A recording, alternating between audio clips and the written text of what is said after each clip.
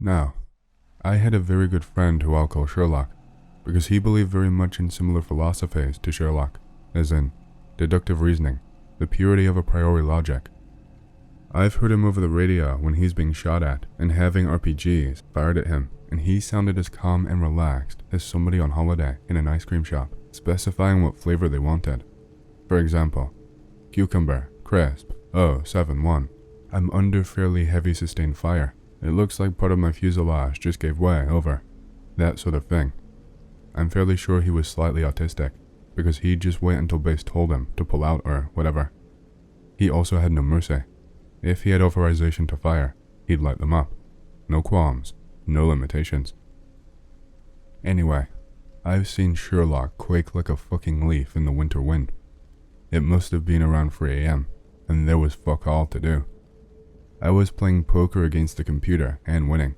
Another friend of mine reading Kant on my bed when he walked into my room. Pretty unusual, because he always knocked. He'd delivered some supplies to an outpost about 70 kilometers away from the main base. Not deep in hostile territory, but hostile enough that you'd expect an RPG or two when you supplied them, or took out the wounded, which is mainly what Sherlock did, even volunteering to do it. He'd sat down in the afternoon and helped unload the supplies, mainly medical, ammunition, and tools, and stuck around taking requests from the CO, who was running low on water and water purification tablets. A few privates were on duty in the dusk, and one of them freaked, saying he could see something through thermals that he could not see in person. This piqued Sherlock's curiosity, so he had a look. Sure enough, when he looked through thermals, he could see the shape of a man about 200 meters down the path, but looking with binoculars, could not see anything, even with night vision. This is quite common in Afghanistan. It's reported uncommonly. Despite being an uncommon event, it's always quite unnerving when it happens, but according to Sherlock, he was not unnerved, just his deductive reasoning pricking up. First, he thought the thermals were dodgy, so he used another set. Then another set. Then he thought the binoculars were bad, so he used another pair, which weren't just thermal imaging, but infrared night vision. Rather than the shitty green tinted type, it was a grayscale type, which showed significant detail. Now, on the infrared grayscale, he could see it. Apparently, it was a human in everything other than having a head. The body was human, perfectly proportioned, but there was no head. Now, the other night vision did not show this.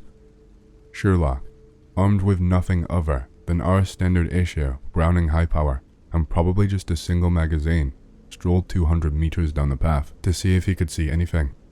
Apparently not, though he said it felt unusually chilly, and he did feel quite uneasy.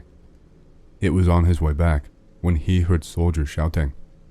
Looking behind him, he saw 4 or 5 putrefied bodies shambling after him. He described the smell as rancid and described their look as if they had contracted the vilest leprosy.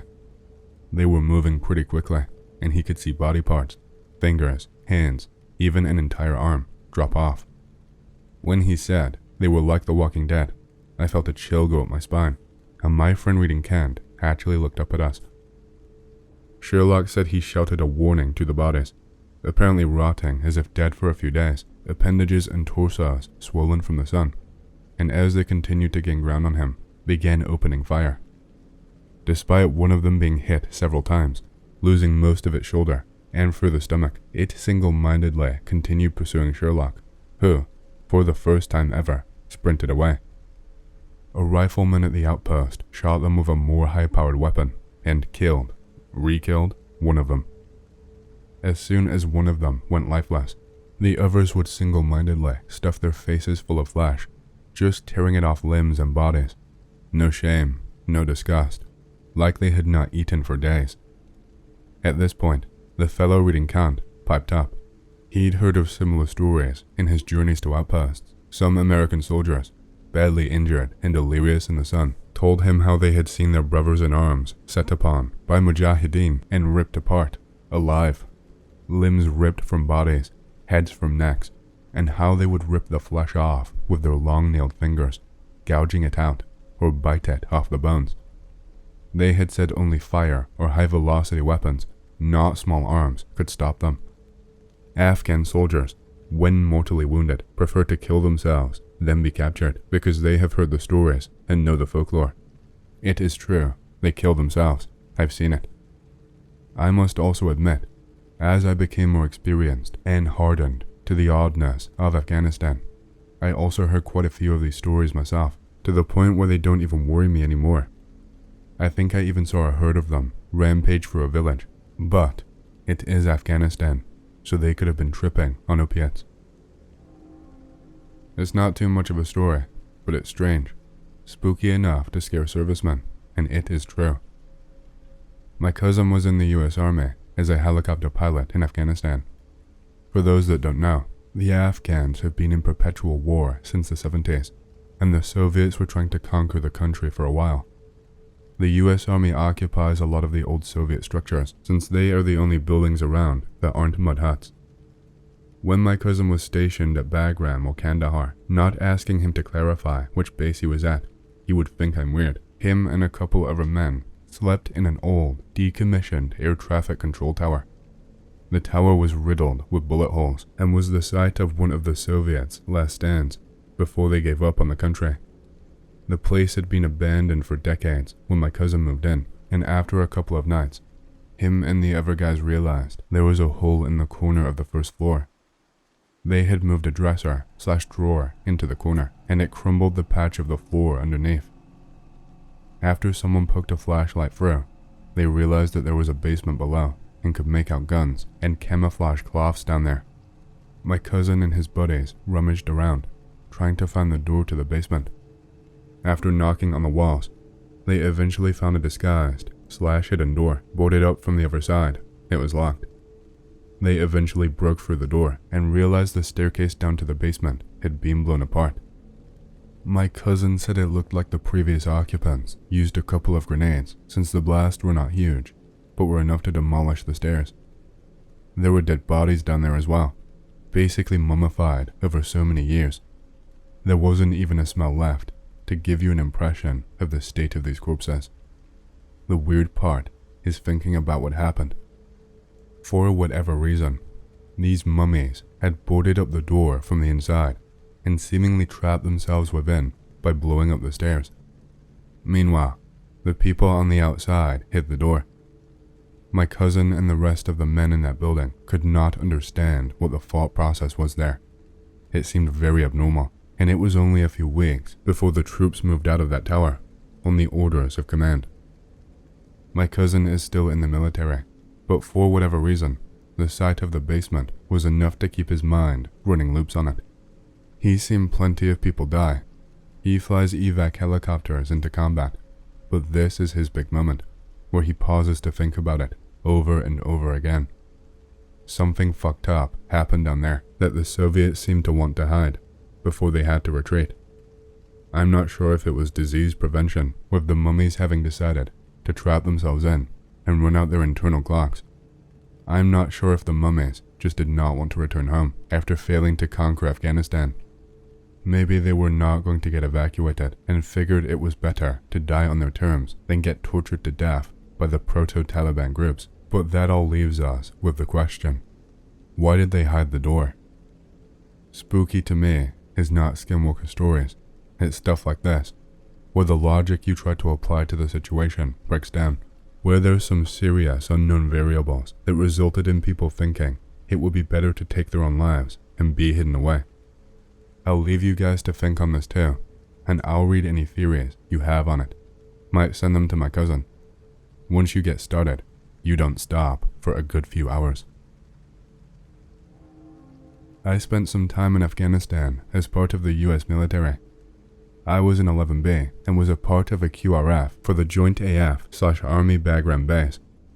Radicalists would often set up mortars on blocks of ice to fire at the base to ensure they had enough time to leave the area before a QRF would enter. Working night shifts as part of a QRF, around 0200 hours. Alarm blares, a mortar hits close to the base. Radio comes on. Anon, gather at the main gate in 3 minutes. Grab trusty M4 and head to gate. Sergeant and 2 other soldiers enter Humvee, plus myself. Head up to coordinates given to us by command. Begin heading to mortar location, up mountain. Find mortar, smoking, water all over the ground. Secure area, report back to command, all clear. Begin heading down mountain when we hear crunching. Sounds like bones snapping. We move to the source of the sound. Get within 30 meters of the sound. Sergeant signals flashlights on. All turn on lights and see a figure. Incredibly pale, dirt all over. Massive legs, at least 4 feet tall and 36 inches wide. Tendons and veins visible throughout its legs. Spinal cord and shoulder blades appear as if it is starving. Turns to look at us. Eyes look like reverse of a human's. Completely black eyes, light blue pupils. Screeches extremely loudly at a very high pitch. Birds fly off. Creature bolts at an inhuman pace. Sergeant orders a perimeter. Inspect area. Was eating goat carcasses. Organs everywhere. Sergeant orders to move slowly down the mountain, back to the vehicle while aiming up the mountain. We get back to vehicle, go back to base. Never tell anyone or talk about what we saw. To this day, I have no idea what the hell I saw.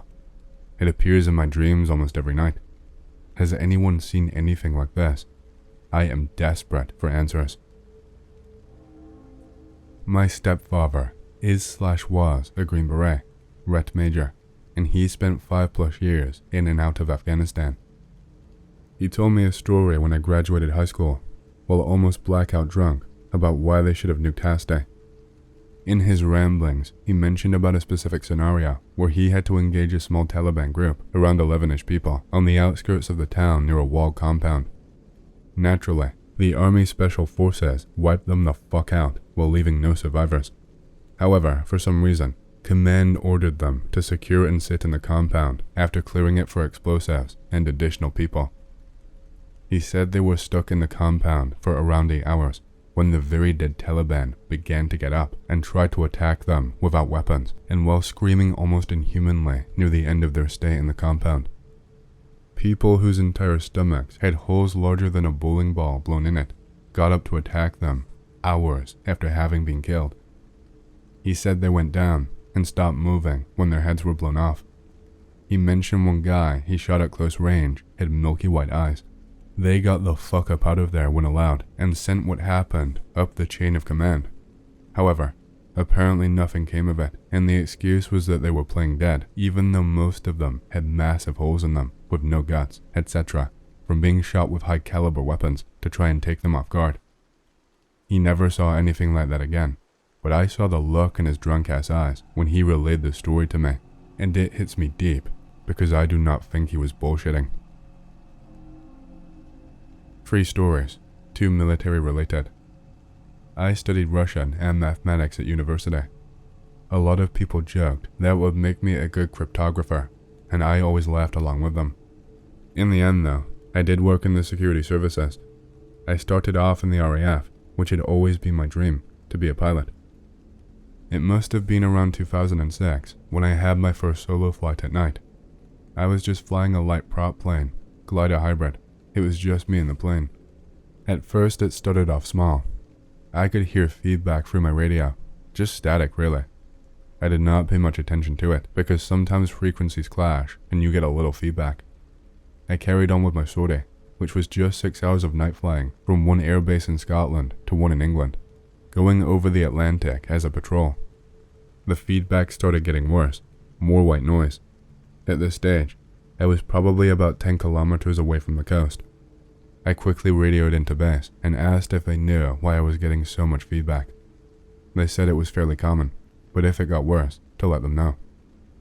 By the time this exchange is over, I'm basically over the coast, and the radio is literally so loud with white noise, I have to take off my headset because the noise of the aircraft is quieter than the radio white noise. I'm about 1 kilometer out to sea, going towards the Netherlands, following a routine patrol path, when my radio goes dead. Completely dead. I decide flying without my radio is too big a risk to take because I will probably get shot when I come into land. I decide I'll go back to base in Scotland where they know the aircraft. As soon as I get back to the mainland, the radio switches back on. I think nothing of it, but as soon as my radio switches on again, base are grilling me about why I changed flight plans and would not report in, so I tell them my issue. They are a bit confused, but tell me to carry on with my flight plans, but if it carries on, to return to base. So I head back out to sea again, and the radio builds up white noise, and the aircraft becomes more twitchy. It's almost like the aircraft itself is afraid of the ocean. Where the air was smooth minutes before, it's now turbulent, and the plane's bucking and rolling all over the place. The white noise increases again, but I don't take off my headset this time. Eventually everything settles down, and we're probably about 20 kilometers out to sea, and I start turning in a wide arc, which will take me to England. The white noise had just become more like pops and fizzes occasionally. The more I listened to the fizzing, the more I thought I could hear whispers, a little tinny hissy voice through the radio. I radioed base and let them know I was getting interference. As I radioed base, I could hear the interference even more. It sounded like something underwater. It's hard to explain, but just the noise of water drifting past a receiver, almost like scuba diver noises. It's so loud, the noise is spilling into my headset's mic, and I can hear the echo of it coming back to me from the base. At this stage, I could hear the tech on duty noping all over the place, because that was not normal interference, and he said he'd get my CO to talk to me. By now, things are getting really weird in the aircraft. I can definitely hear a submerged voice through the watery interference, but it sounds like it's almost from the World War II era. A very posh voice underwater, begging for help in distress. Lights are flickering on and off all over my plane. My strobe lights are turning on and off. My landing lights are turning on and off, and I notice they're going to a pattern. The lights are on for 3 long sessions, then 3 short sessions. That's a distress signal. Suddenly, my flaps change themselves, and I can feel myself losing altitude as if I'm in a stall, and the altimeter is showing I'm losing about 600 meters a minute, which isn't a massive amount, but is a cause for alarm. I manually try to adjust the flaps, but I can't. It feels like they're locked in place, and I look outside to the flaps whilst the lights are on, and in the brief flash of the lights, I can see a man in full World War II pilot regalia holding onto the wing, one hand outstretched towards my cabin. The light goes off, comes back on, he's gone, but now my CO is on, and he can hear how much distress I'm in. I've kept my visions to myself, because otherwise they'll think I'm loony, and my CO is telling me I'm sleep deprived and probably a bit starved of oxygen, and to relax. I do so. After seeing the man, the plane seems to sort itself out a bit and stop acting funny, though both me and my CO can hear the interference, and it sounds like sobs coming through now, watery sobs. I can hear him freaking out a little bit, as he quietly and discreetly asks techs if they can clear up the signal, or if they know what it is. It's nothing he's ever heard before, as interference anyway. I'm getting closer to the coast now, probably about 6 kilometers away, when I have a sudden, total engine failure. My aircraft is a glider hybrid, so I can fairly easily just glide it along, especially as I'm by the coast and there's a lot of thermals. So, I'm gliding along when the flaps thing happens again, but more aggressively. I'm now losing about 1,000 meters in altitude every minute, which is a lot, especially when I'm only about 3,000 meters above sea level as it is, and gliding. I'm essentially plummeting to Earth. I can't change the flaps. It feels like they're locked into place. For the next minute, I'm just ramming the gear as hard as I can to try and get some lift from my flaps. I'm starting to contemplate bailing because I'm essentially dealing with total mechanical failure. My altimeter says I'm only about 1,000 meters above sea level when I can adjust my flaps again. I'm in a semi-stall now, and to get out of it is going to take about 500 more meters of altitude, but it's either that or bailing, so I give it a shot. Now, I have a very strong recollection of spinning completely out of control, a stall which was completely unmanaged, and seeing lights beneath me in the sea, a solitary bright light. My own lights are dead, so it's not a reflection. As I'm spinning closer, I can see the lights are where they'd be in a plane. It's like a plane is underwater with all its lights on. I remember my light suddenly kicking on, a quick sudden strobe flash illuminating the pilot from before, holding onto my port wing, looking forlornly at me. He is closer this time, and I can see seaweed entwined in his headset, barnacles on his outstretched glove, water dripping from his sleeve. I watch horrified as the interference comes back, and I can hear the last moments of a pilot crashing into the water. Base can hear the interference too. The Spectre's hand grabs onto my cockpit opening lever, which is when I realize I have engines back again and I can overpower the stall. The maneuver seems to take the Spectre by surprise, and his hand misses the lever and slaps the Pyrex cockpit hood instead. Next thing I remember is calmly flying across from the coast to land. I'm not sure if I blacked out from the stall and my aircraft just regained equilibrium, as the gliders are designed to, and I hallucinated the entire thing, or whether it actually happened. The aircraft's working like a dream now. I radio base to tell them it's fine, and I've nearly chalked up another sortie. My CO is relieved and says he will debrief me in the morning. As I come into land, I look out my port side just to check there's nothing around me, which is when I see the imprint of a hand on my Pyrex cockpit, a small trail of seaweed stuck fast to it too. A few weeks later, at an inquest, the official line given was that the radio picked up interference from a radio program which was airing, and my aircraft suffered a complete electrical and mechanical failure, until which normally would have been devastating. Yet due to my skill and determination, I had managed to successfully keep my head in a dicey situation and averted disaster.